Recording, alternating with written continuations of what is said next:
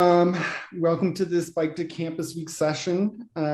We've got a few folks here from Bike Pittsburgh, from the University of Pittsburgh, from Trek, and so we're really excited for this session. Again, Bike to Campus Week. This is the third annual Bike to Campus Week. It's a partnership between Pitt, CMU, and Chatham.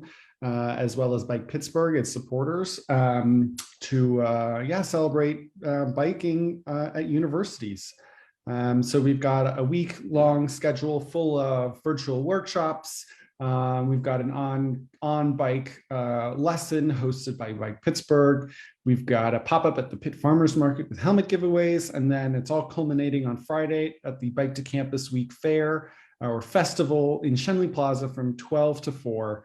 Followed by a fun, relaxing group ride with Legos Pitt and the Pitt Bike Cave. So today we've got Chris and Connor talking about how to get and buy a bike. So I'll hand it over to you, Chris and Connor. Hey, thanks so much. And so my name is Chris Sherdon. I've been working at the university for over 20 years, and I have been commuting to the university for actually since early 2000s. Since I went remote, I have not been commuting, but I know that that's the story of a lot of us. Connor and I kind of touched base beforehand. We wanted to break this up into two kind of sections. I'm just going to kind of give a lot of people here some basic foundation knowledge about bikes, types of bikes, things that I've run through over the course of almost 20 years of commuting. Because I've run through all of them, being penniless to trying to pick the right type of bike, and I hopefully will give you a lot of information that will allow you to kind of think about what type of bike do I want, what do I need, because a lot of times we get hung up on, I heard this, I heard that, I should have this, I should have that. And what I'm here to tell you is really there are a lot of ways to do biking, anywhere from 1 mile to 5 to 6 miles regularly. So Nick, just wanted to kind of start Connor, you good if I just kind of go through those slides and I hand off to you? Because I'm going to give you some of the info on the background on bikes. Connor's going to tell you kind of like how to interact with bike shop staff, what to do when you get there. So the first thing is I have this lovely slideshow that I'm sure you'll all enjoy. And if you don't, well, I can't hear you yelling, so that'll be fine. So the first thing is I do not put a lot of words on slides. I think slides should be here to kind of guide you. But I'm already ahead of myself somehow. Hold on. Okay. So first thing is sizing, selection. What do we do? And the reason this is important is because you want to be safe, you want to avoid injury, and you want to have fun. Okay. And to a degree, we want to make an argument that you want to buy the right thing so you don't have to buy another thing because you bought the wrong thing, right? And so hopefully after this, you'll be able to pick a bike style that fits the type of riding that you want to do. I'm going to assume the majority of people being on campus or local to campus are going to want to be doing commuting, but we'll just briefly touch on some of the other options. Recognize the right size of the bike, some of the parts of bikes, and ultimately you'll be able to work with a bike shop to buy a bike that suits your needs. Okay, so take a look on the screen. You'll now see the 3 common types of bikes that you might see. Okay, so on the top left here we have a road bike. On the center bottom we have a mountain bike, and on the top right we have a commuter, sometimes called a hybrid. But the basic idea is each of these bikes, like a tool, has certain things it's good at and certain things it's not great at. Okay, those largely come down, and these are the criteria you might think about as you're looking at bikes. Is what are the types of tires? What about the weight, the suspension? How am I sitting? Am I upright? Am I nice and comfortable and upright, or am I kind of hunched over in a very tight stature? And each of these bikes, and also racks and mounts, especially if you're thinking about doing a bike packing that some of the local bike groups will support, you might want to have some mount points so that you can put racks on there, maybe put your backpack on it in a back rack, etc. And they're all considerations. Each has an advantage, for example, and real quick, for example, the top left, the commuter bikes will be medium weight. They're going to have typically medium size tires, width wise. Okay. They will be a relatively upright posture. Okay. And which is good for casual commuting and relatively short to medium length rides. And they'll have a lot of racks, right? And they'll have fenders to keep the mud off you or the water if you are biking through inclement weather. Not that it ever rains in Pittsburgh. That's a lie. It never rains in Pittsburgh, but you'll find that out soon enough. It's always sunny and 68. So also the middle one, the Schwinn, things that I would say is caution you about, like mountain bikes. A lot of people like the look of mountain bikes. They're aggressive and whatnot, but realistically, they tend to be a little bit heavier. They have a lot of things you might not need for commuting, and they have really usually knobby tires that don't suit you well. And the bottom, again, the road bike, probably the lightest of them all, definitely down to going fast. But they're not always the most comfortable posture. That'll be something you have to try out at a bike shop to actually experience. And so we'll get there later. The one thing I would stress is tires. I cannot tell you how wonderful it was when I went from a knobby tire to a smooth tire down the center rim. It does make all the difference when you're commuting on pavement. I see a lot of people you see around with these really, 2.5-inch wide knobby tires that are clearly designed for mud and track use. But when we're commuting, we really want these continuous rides. Now, if you look at the picture that I gave you, this is off of another website, but it's not to say that you can't use some of the tires on the right, okay, like the red cross out. Those are largely for sort of a between off-road and trail use. But the ones on the left and the center are some of the best, right? The ones on the left, you see that they have that continuous smooth center line. So when you're biking on pavement, it is just a gentle and smooth ride. The middle one, those have the center lines that are either narrower or they're slightly broken, and they're almost just as good as a continuous center rib. But mental note, that's one thing that to take a look at, making sure you're paying attention. There are some things that are difficult to change on bikes. Okay, so handlebar style, function, and comfort, right? This is something you have to try out in store. I myself prefer flat mountain bike style flat bars. Okay, other people prefer drop bars, and those are the ones that you typically see on road bikes. My brother-in-law and I differ on this one. He loves drop bars and he wouldn't trade them for the world because he does a lot of 40 to 50 mile bike rides. I prefer flat bars because I'm usually in traffic and like to keep a slightly more upright posture. Either way, this is going to be up to you. Try it out at the shop, take some rides around, see what you like and what you prefer. I would also suggest there is one other thing of complexity. With a mountain bike flat bar, you typically have twist grip shifters or trigger shifters, which seem to be a little bit easier for novices to understand, whereas drop bars have a little bit, you sometimes have levers in the center and you have to take your hand off to switch gear. If it's an older style or newer styles, have some complicated maneuvers that you have to use to shift using a drop bar. Mental note, it's just something to get used to, and you should try those out to see which suits you. The other thing is the geometry of bikes. This is just a quick image. Typically, your road bike is going to give you a very level kind of and down with those drop bars.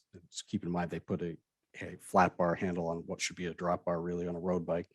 But you've got you'll have a more downward kind of facing situation. Mountain bike is going to be a little bit more on the level, whereas a cruiser, you'll actually have your hands up a lot and you'll have a rather upright posture. Some people really like the concept of like a hybrid cruiser bike where you're sitting very erect. Gives you a good view over traffic. But again, none of these is absolutely right or wrong. So bikes and sizes. This is one point I'm going to hit on this a little bit later. One of the things is to keep in mind that bike frames do come in sizes, and some sizes will fit you and some will not. Okay, there's certain adjustments you can do to your bike after you buy it that will make it fit even better if it's not already feeling pretty good. But if you don't buy the right size frame, there's nothing you can do to change it. Real quick, one of the things I hear, this is something I would like to communicate, is the wheel size on the left. You've got so those are wheel sizes, right? And then you have frame sizes. And those are two different things. I hear this a lot. People say, I've got a 26-inch mountain bike. It's like, you do not have a 26-inch mountain bike. You have a mountain bike with 26-inch wheels or 27.5-inch wheels or 29-inch wheels. It's just something to clarify and keep in your mind. We're not going to talk really about what those frame sizes actually mean, this, extra small, medium, large, and the inches there. But just keep in mind that that's the type of thing you need to consider. If you sit yourself on a bike and it feels like you're reaching for something way far away and there's no comfortable way, you're never going to be able to get that frame to fit you correctly. And just a quick plug for the Pit Bike Cave, they can be your new support team. You zip over there and you can try out a whole bunch of different things and take a look at the parts of a bike and chat with the staff who can definitely help to steer you around. One of the things I did want to touch on is this is something I found was a trap for myself early in my commuting career. I was overthinking everything. Okay. I was getting really in the weeds about, oh, do I get this, what are carbon fiber bikes or aluminum bikes? What do I do? So the first thing I would address is like, I need suspension. Pittsburgh roads have potholes, so I have to have suspension in the front and the back. I'm going to tell you right now, you do not need those things. There are potholes everywhere in the world. There are bumps and ways of getting around them. Dodge the potholes, ride gently up the curbs, and there's really no need to have full suspension. You can get it if you like. It does put a little bit of extra weight on the bike, but it's not necessary. And full suspension bikes actually tend to bounce a little bit when you bike. That kind of bothers me. That's why I got rid of my full suspension bike. Brakes. People also tend to like, you'll hear people who say, I wouldn't ride anything except a disc brake, or I wouldn't ride anything except a rim brake. And actually you wouldn't hear the latter too much, but I'm just here to say that there's really not a wrong one per se. The disc brakes on the right there, they tend to be a little bit easier to manage. They tend to require adjustment less frequently. They're a newer style. They used to be very expensive, but they're now actually very reasonable. They don't add much to the cost of a bike, whereas the image on the left with the squeeze brakes, the rim brake, that pad that contacts that inner rim, there's nothing wrong with these. And really a lot of that, people's complaint about rim bikes is they often buy inexpensive brake pads, and they'll sometimes squeak and squeal and shimmy, and it's largely up to, if you just replace the brake pad, you'll have a much better experience. Frame material. This is something I also got hung up on. You'll have somebody, steel, aluminum, carbon, what do I get? And the answer is probably whatever's in your budget. But there are a couple of things I did want to bring up. So frame, and again, don't have to memorize this. Your bike shop will know about it. For the most part, bang for your buck is probably a steel chromoly frame. They're cheap, they're strong. They actually aren't all that heavy. There's sort of a misconception about steel frames are really heavy. They're not that much, not significantly more heavy. Aluminum is probably your second choice or first choice, depending on what you want. I'm not going to steer you one way or the other. But everything else, the titanium or the carbon fiber, those are very expensive bikes to begin with. So I'm liking to think that most of the people here would probably like to spend between $150 and $400 on a bike, and not between $950 and $4,000 on a bike. So steel chromoly is probably your most forgiving. It will bend without cracking, which is something that aluminum often doesn't. Aluminum is more brittle. Steel has a higher tensile strength, and so therefore, an example would be if for some reason you threw your bike in a car and you closed the car door or something and it bent it, or you had it on a rack and it fell over and that a stay bent on the back of your steel bike, you can usually unbend that. Aluminum is not necessarily as forgiving. It very well may not be able to be repaired without cracking the frame. So little there. Other thing that I fixated on early, bike weight. And a lot of my friends would say, your bike is so heavy. I was like, it's 22 pounds. I was like, oh, that's so heavy. My bike is only 11 pounds. I said, well, okay, great. Your bike is also $3,000. You probably weigh somewhere between 110 and 250 pounds carrying a 10-pound backpack. So the average bike weight between 80 and 20 pounds is not going to be a big difference if you have a 20-pound bike, an 18-pound bike, or a 24-pound bike. This is not something you're going to notice a lot if you're doing lightweight commuting here and there. So what I say is don't fixate on that bike weight too much. The more you pay, just to shave off every pound, it gets exponentially more expensive. Now, some things to keep in mind, after you buy a bike, what can you adjust? Well, the first ththing to keep in mind is if that bike is too large or if that bike is too small, there is nothing you can do to make it fit you, okay? And that's why I would like to hit that. Make sure that when you're going to that bike shop or the bike cave or other places, that you're finding a frame that is the right size for you initially. Because little tweaks later on you can make that might make it more adjustable as you change from maybe being an inexperienced rider to an experienced rider. You might want to change your seat position a little bit. Those can be changed, but again, you have to pick a frame that's about right. You can tell it's the right size if you can stand over it, the top tube, and you can reach the handlebars comfortably right in front, more or less in front of that seat. You're okay. You can understand that, if you find yourself reaching for things or whatnot, think twice if this bike is the right size for you. You can adjust the seat post height on your correctly sized bike to optimize your leg angle. The things I usually see are people who have seat heights very low, and their knees are coming up over the handlebars when they're trying to pedal, and other people who maybe have it so high that their leg goes absolutely straight on the downstroke. Keep in mind, you always want to have a little leg bend.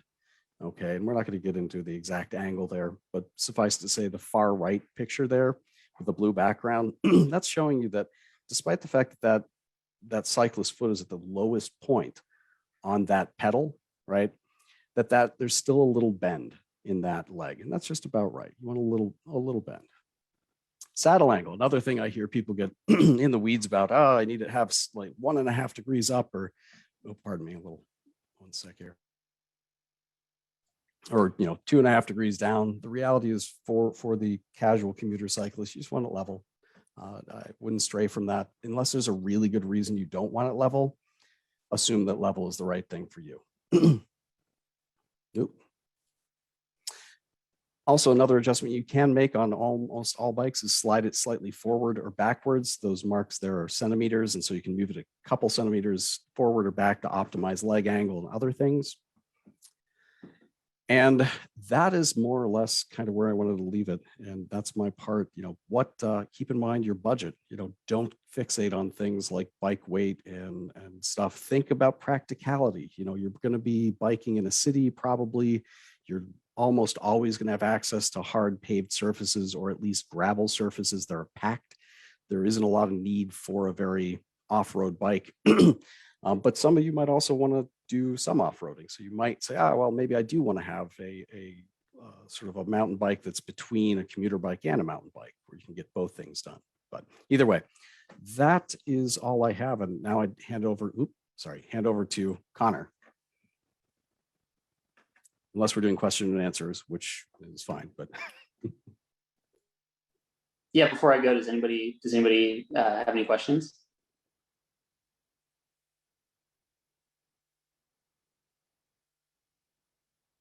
Yes, I see there's some things in the chat.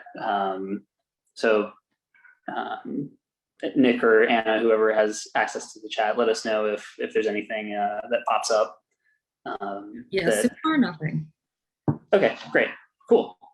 Well, hi everybody. My name is Connor. My pronouns are he, him. I am a recovering academic. I'm a relatively recent graduate of Chatham's Master's in Sustainability program, where I also manage the Bike Works, Chatham's little bike co-op.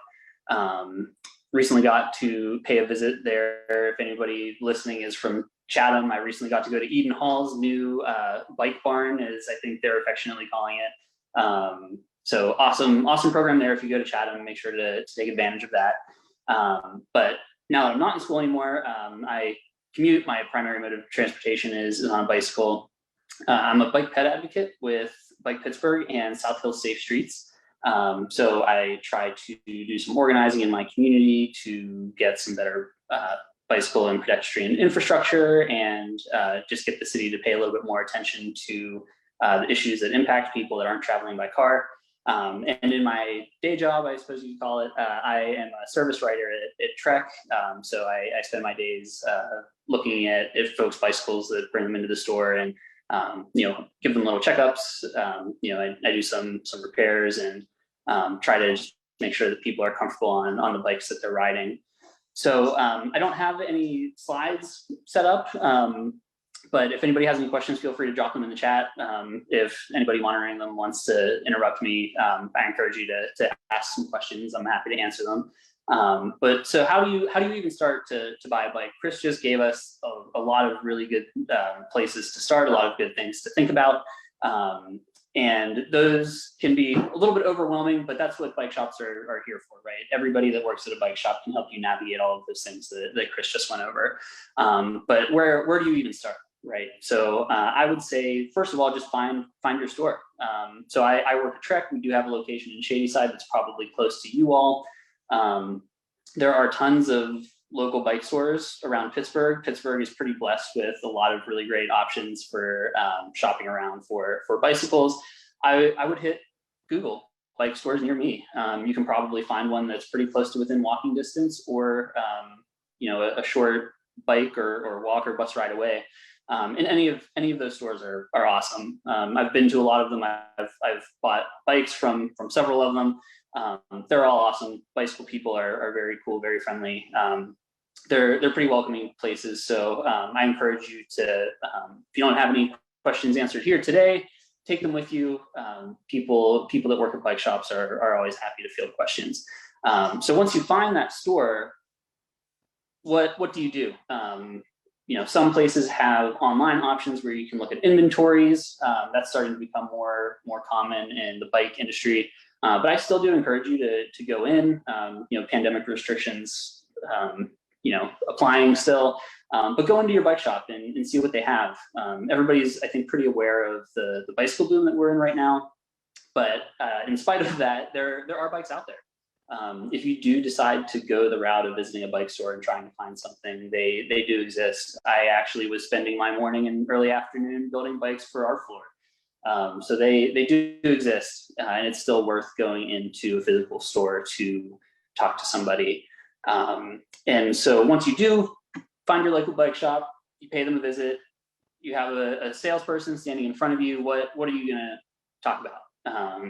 It's a good idea to go in having a beginning of a portrait kind of what you're gonna be using the bike for, right? So commuting, obviously, we're all here to talk about commuting specifically to school. Is there anything else that you're going to be doing on the bike? Are you going to be riding in Frick Park, hitting those mountain bike trails? Are you going to be riding for exercise? Those are things to think about, because I know I have bikes for specific things like mountain bike riding, commuting, sort of everything bikes.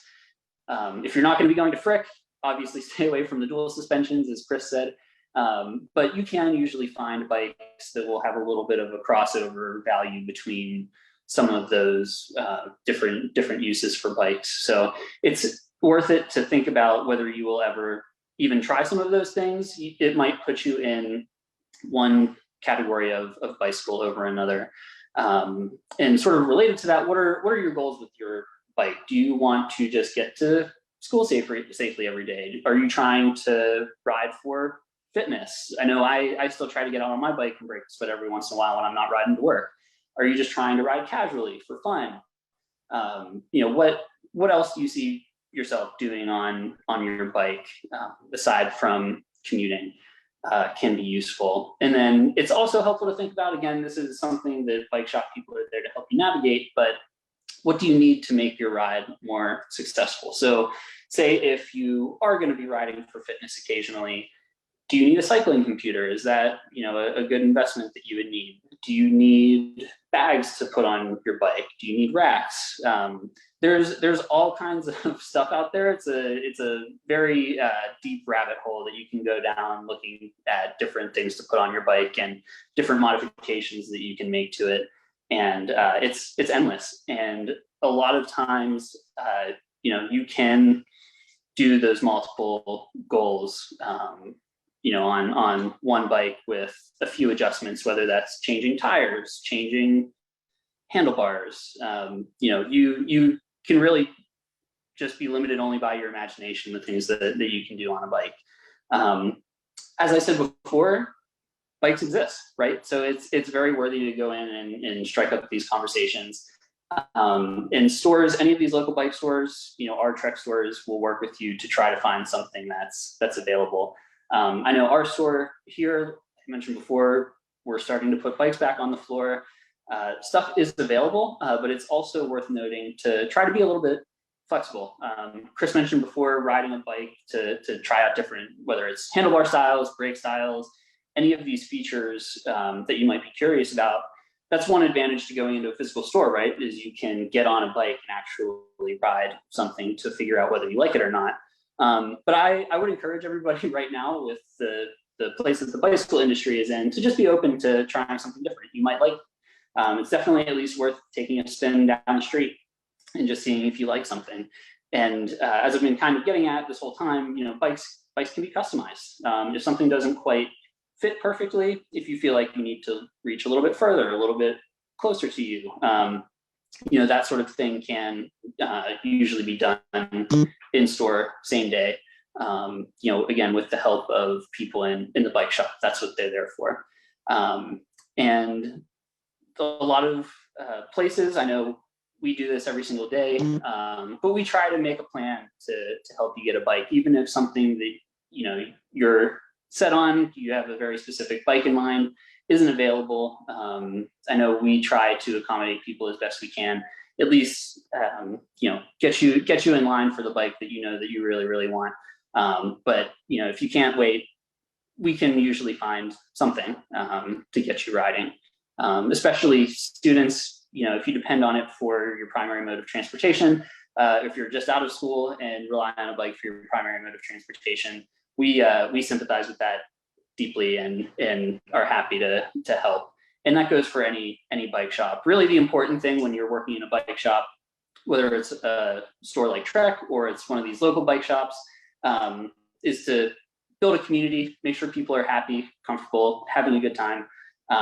Because ultimately we're all just people on bikes too, right? And we all started somewhere, and there's so much of this stuff to learn. We're always happy to help. And that's what we're here for, to serve you all. So I saw some stuff going on in the chat. That's really all I have to say, but I'm happy to take any questions. Yeah, so we had a question about like buying a bike online and then being able to take it to a bike shop. So the one question was specifically about buying an e-bike online and then being able to service it anywhere or something like that. And I think it might be good to just translate that to any bike. Can you take any bike to any shop? Will people fix it, or do you have to buy it at the shop for that shop to fix it? Yeah, that's a great question. So every bike shop I've ever been to will service anything. The exception to that is, so for example, Trek makes electric bicycles that have Bosch motors. We are only able to service e-bikes that have Bosch motors, batteries, those electrical Bosch systems. Shimano also makes e-bike systems. There's a couple of other smaller brands out there that do it, but that's really the only hard line in bike shops. At least the Trek draws, smaller bike shops, maybe more strict, less strict. It probably depends on the management style of that particular store. But with electric bicycles, because there are like additional risks to working on them, some bike shops are a little bit more skittish than others. I know in our store, we're specifically trained by Bosch to work on their systems, which is why we exclusively work on those, because we know exactly what we're doing. So yeah, I would be mindful of that. If you are considering buying an electric bike online, I would maybe consider whether a shop near you is able to service it. A lot of places will do like basic maintenance, like, I don't know, fixing a flat obviously is an easy one, changing out the cassette, chain rings, that sort of thing. But if something goes wrong with the electronics, it's probably not likely that a shop will work on something that they don't deal in. Thank you. So if you are a first-time bike buyer, where would you recommend to go, and any more advice around that for like a first-time bike commuter that's going about 3.5 miles? Is it better to go to a bike shop like Trek or Thick Bikes, like somewhere like that, or is it okay to go to Free Ride or somewhere like the Bike Cave? Any recommendations on that? Yeah, I mean, I think I started to address that partly, and I want to make it real clear that I'm not, I like almost all the bike shops in the area, and I could have rattled off a whole bunch more, but I'm trying to think about, those are things on bus lines that if you had to get to them as a Pitt student or Chatham student or CMU student, you could get to them. And I think, is still City Bike still down there? Is that still, yeah, they still there? Okay, that's another, no, they're not. Okay, it's been a while. The one thing I want to say is like, and I'm sure Connor's going to agree, is like selection. Wherever you go, that shop should have a good selection of stuff, right? And that's kind of the reason that I mentioned Thick Bikes, is only because I've been into their basement when it was stocked, though I do confess this was pre-pandemic. I don't know, it may be picked over a pantry after Thanksgiving at this point, but really, yeah, looking at a place that sells all types of bikes, right? And there are a lot of good options in the city. And I would strongly encourage Bike Cave to be one of your first stops, just to take a look at some stuff. And if maybe they don't have anything that fits, go on. The one thing I do think is a good piece of advice is to your first bike. If you're not really sure if you're going to do a lot of biking, try not to drop a ton of money on a bike, because that's something that I did not do. My first bike was a $75 Target bike. That was a mistake after about 3 months. And my second bike was about a $200 used bike that is a fantastic bike I still use. So it was, again, there's nothing wrong with a used bike. And that's, I think, one of the best value points. Though, again, Connor, I mean, availability of any bikes right now is hit or miss. Even people that come into our shop that are just exploring, right? I advise them two things: shop at the places that have bikes, which could be anywhere. Just check everywhere if you're looking for a bike. And because I work in the service department, it's easy for me to say this, but the best bike is the one that you're riding right now, right? It's a lot easier to find a new chain, because that's a little bit more difficult, but it's easier sometimes to find, a couple of parts than it is to find a whole bike. And I'll second what Chris said. Kranix, Thick, Freeride is excellent because they will teach you a lot of these mechanical skills too, right? I had a few friends in college who went and built a bike at Freeride, donated some of their time sort of in exchange, but they learned a lot of great mechanical skills. So if you have the time for that, it's definitely worth, spending some time at Freeride. Trek Shady Side is close, but yeah, all of these bike shops are awesome. I bought my first bike at Thick whenever I was a college student, so they have a special place in my heart. They're awesome. I love them because if you don't know, they do things they used to. I don't know if they did this summer. Unicycles are a thing, and you can go down into the south side behind, what is that, Hofbrauhaus, and you can learn how to ride unicycles for free, which, I mean, that just calls to me. And something I want to mention too that I don't think either of us really touched on, Chris, is if you're buying a used bike, it's not a bad idea to ask, like, when's the last time you replaced the chain? How many miles does this drivetrain have?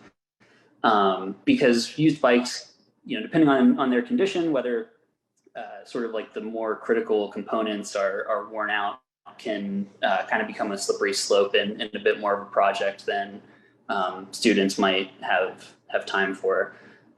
So it's worth asking, essentially, like, how much wear is on this bike? Will I need to put any money into it to make it rideable? And I think it's also worth mentioning too, if you do buy any bike online, for example, if it comes boxed, bike shops will, usually have sort of like a quick tune-up that's a little bit cheaper than like the full service, just to make sure that the bike is safe, that it's rideable, that everything is working how it's supposed to. We have a question about, are smaller bike frames hard to come by used, especially in brick and mortar shops? And I guess up to that question too, it's like, if you are looking for a used bike, what, is Facebook Marketplace, is Craigslist okay to buy off of? Do you recommend, what do you recommend in ways of buying a used bike? And I realized I want to amend my statement slightly after what Connor and Anna said, is buying a used bike from a very reputable shop would be my suggestion. I would caution people from buying Craigslist and other things unless you really know what you're doing, and I've done that before. I've bought a couple frames off of Craigslist and things because I knew that even if everything else was destroyed on it, for $40, I can put it all back together from parts I have on hand, which is not something that you want to be doing as a new cyclist. You want to ride your bike, not fix it all the time. So yeah, I would say use bikes from very reputable shops. Okay. I would add too. I've had some luck with this. This is obviously a little bit more of a risk, but there's some really good online communities that might be worth checking out too. There's a Facebook group called Pittsburgh Bicycle Swap and Sale. There's some things on Facebook Marketplace, but I would really just try to understand like where the bicycle is coming from, and obviously understand the risk that comes with a bike that's been ridden very hard. And then where can you find adaptive bikes, like tricycles or other kind of adaptive bikes? Are those easy to come by in shops?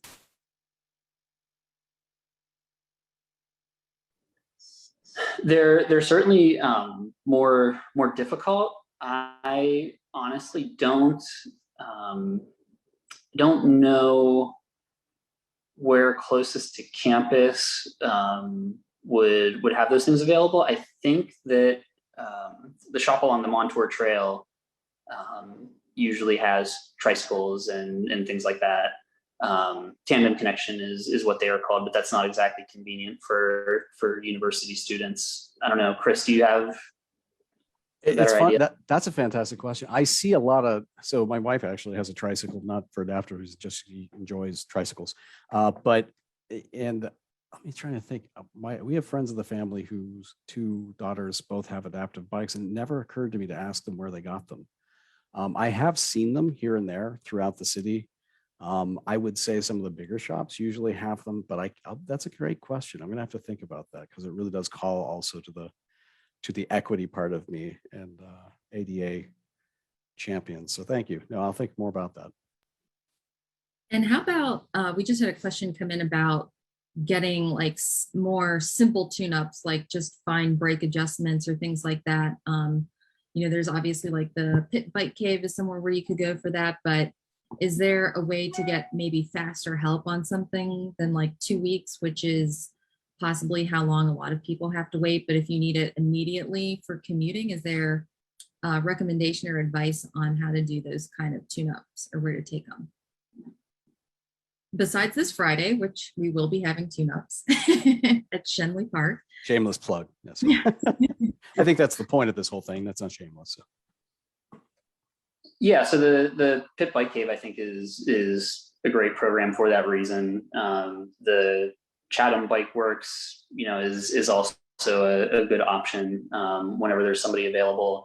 Obviously, the event this Friday is a good opportunity to do that. I didn't want to do just endless shameless plugs for Trek because that's not enjoyable, but we do have like prioritized like turnarounds. We can get stuff, as long as we're not replacing parts, get stuff turned around within 24 hours. So if you have a race coming up, if classes are just starting and your bike needs a little bit of attention, and Trek Shady Side is a good option. But it's hard for me to speak to other stores. I know that we're able to turn stuff around pretty quickly, I would imagine, because it's the fall instead of the summer now, where bike stores usually get crushed.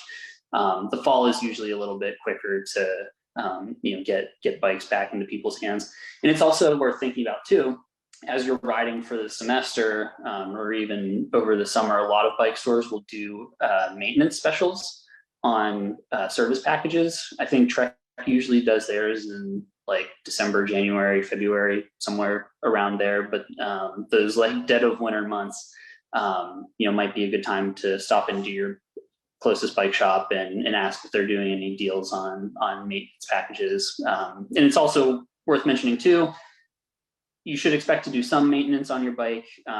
Some things will wear out, whether it's brake pads, chains, cables, brake and shift cables, sometimes need attention. So not, super regularly, maybe once a year at least to get it checked up, depending on how much you're riding, wear and things like that. Some things might run out faster than others, but expect to have to do some maintenance yourself or bring it into a bike shop to at least get checked out. Next question is about testing bikes at bike shops. So specifically, are there e-bikes to test at Trek, and are you able to test ride bikes at bike shops? And I think a good general kind of overview on that too is like, how far should you test ride a bike to know if it's, a good fit or it feels comfortable? Is like one block enough, or do you have to go, on a 5-minute ride or something like that? But back to the original question is, are there e-bikes to test at Trek? There are, yeah. As long as we have a bike in inventory, you can go out and take it for a ride. And I know in our store, again, it's hard for me to speak to other local bike stores, but in our store, usually you'll like leave your wallet or phone and you can really go as long as you want. My advice ideally is to try to emulate your typical ride as much as possible. So if you're riding to campus, maybe go for a 20-30 minute road ride. Or I know by our shop, there's like a little rock garden in a parking lot. And if people are testing out mountain bikes, we'll ride with them up there and have them ride through the rocks and, try to feel the suspension, things like that. Yeah, I know in typical, not COVID times, we sometimes will do extended test rides too, where, you can maybe take a bike for a weekend and, do a really long ride if you want to do that. Shops policies are all different. That's a good question to kind of go in with. But, going around the block, at least I think is pretty common for most bike shops. They'll usually let you take it out for about as long as you want. Yeah, and on that, I think I dropped this in the chat before. One of the nice things is, so I can understand why somebody might feel a little bit a little weird about, borrowing a bike from a bike shop and then taking it off for like an hour, that I totally get that. So my in between would be Golden Triangle Bikes downtown. That's a bus ride away, 61 ABCD. They all go down there, 71 ABCD. Zip down there. You can always rent bikes for like, I think $20 or $30 for 2 hours or something like that, and try an e-bike out, try a standard bike out, and just give you an idea. I think they do use Trek, don't they, Connor? Yeah, it looks like they have a lot of Trek stuff. They do, yeah. Yeah. And so that might be another option as well. If you want to try a few different bikes over time, say, well, here's the one I love, I want to buy it, and you can go visit Connor. But next question is talking about free ride. So how does free ride work? And can someone talk to that? Yeah, now again, this might be slightly dated. I've rooted around in free ride for a bit, but one of the great things is free ride disassembles bikes. They take bike donations, they save those parts, they categorize them to some degree, but they also have bike classes, right? They have opportunities for you to earn to get a bike. So for example, by working there, you get credit, and eventually you get enough credit, you can buy a bike. You can also just go there and buy a bike if they have a stock of a bike that you might want. But it's also, free ride is a great opportunity. You can find yourself spending a lot of money on bike parts that when you buy them new, I'm going to get this Shimano cassette and it's going to cost me, $85. Whereas, free ride may have that same thing and be willing to sell it for a few bucks, or maybe an hour of shop time that you volunteer. But it's a good thing. Again, it's so weird. Nothing is during COVID, everything has been a little bit different in my regular routines, but I used to pop by there every weekend or so, and maybe 2 weekends, just to see if there's anything I might want to upgrade a bike with. But yeah, you can also volunteer time and build your own bike, so that's nice. And it's all volunteer run, and it's located in I guess it's Regent Square-ish area, kind of Homewood. And they have like shop hours and different things like that. So you can go over and check it out at any time. And they're very welcoming to anyone. They have women and non-binary specific nights too. So if you want to go and, build a bike and not feel intimidated by a bunch of bike geeks who know everything. I mean, everybody there knows everything, but if you want that kind of an environment, it's a specific women and non-binary night. But I forget what night that is.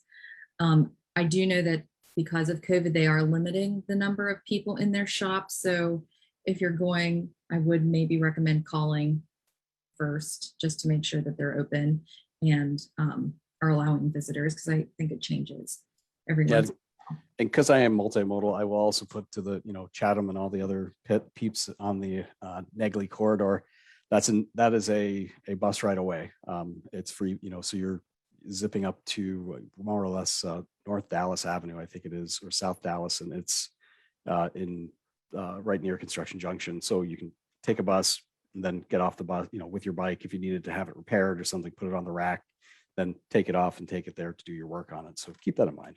If the bike cave can't accommodate you, there are other places too.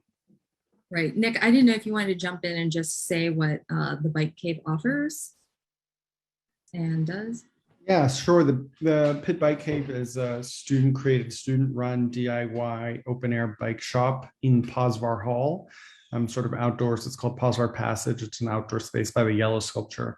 So you can stop in anytime they're open. They're open Mondays and Thursdays, 1 to 4, and Fridays, 12 to 4.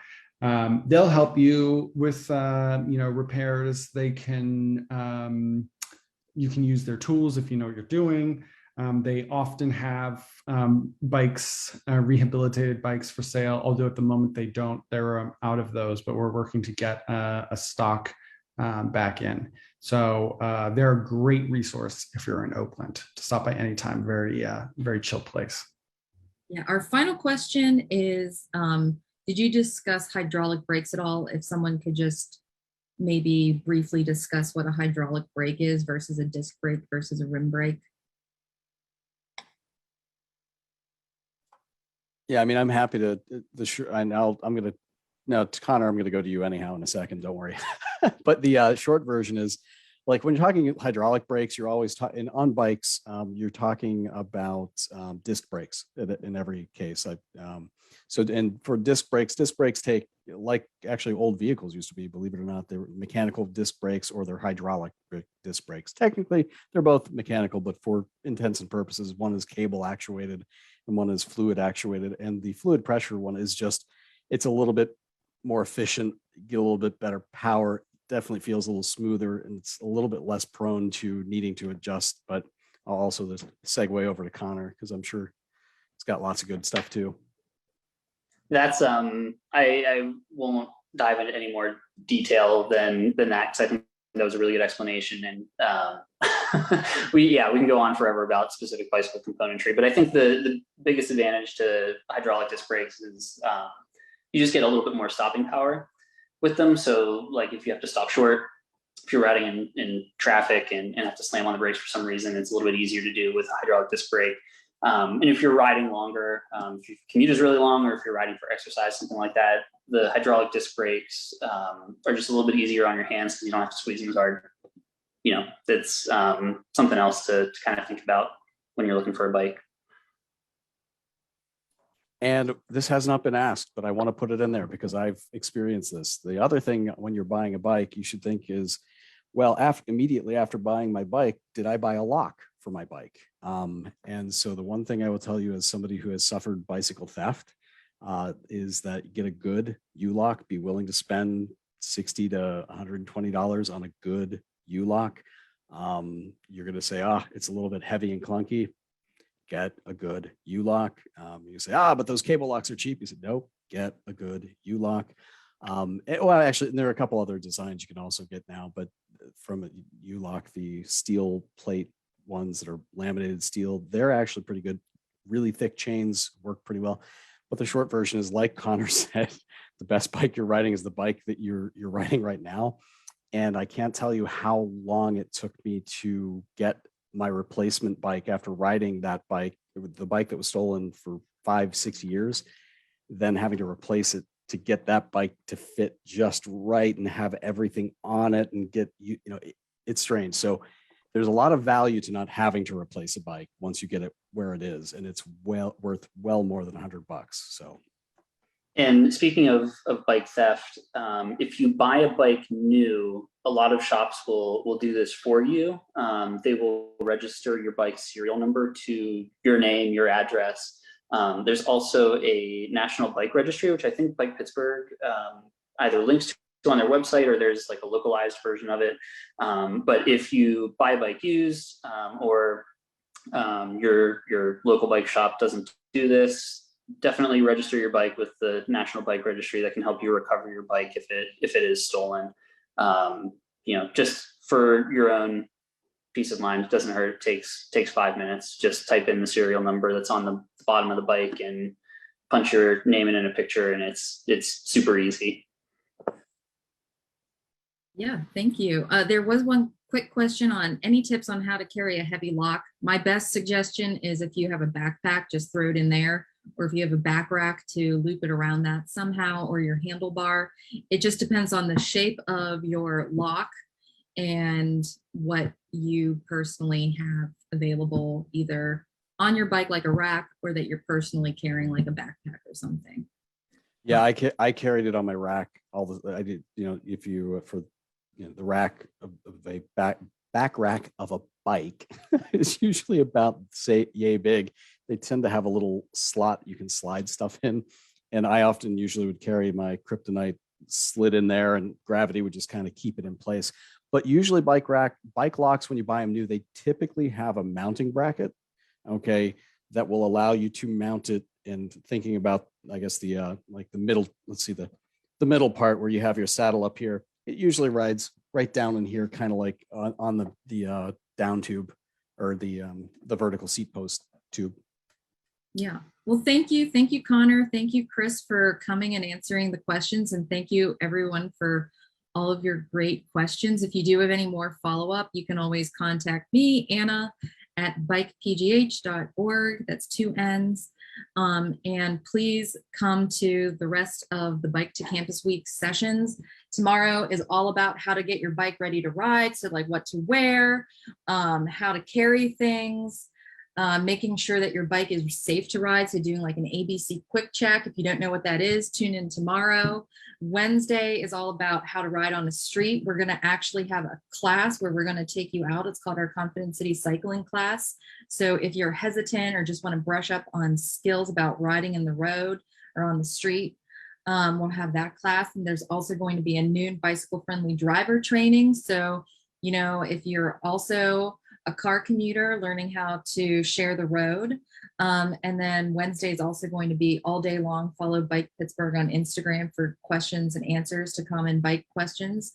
And then Thursday is all about your campus. So learning about what's at Pitt, and coming to their farmers market, where they're also going to be giving away helmets. CMU has a bike tour of everything that is there. And then Friday, we're going to have a huge bike fair at Shenley Plaza, where the merry-go-round is, with like lots of bike vendors, tune-ups.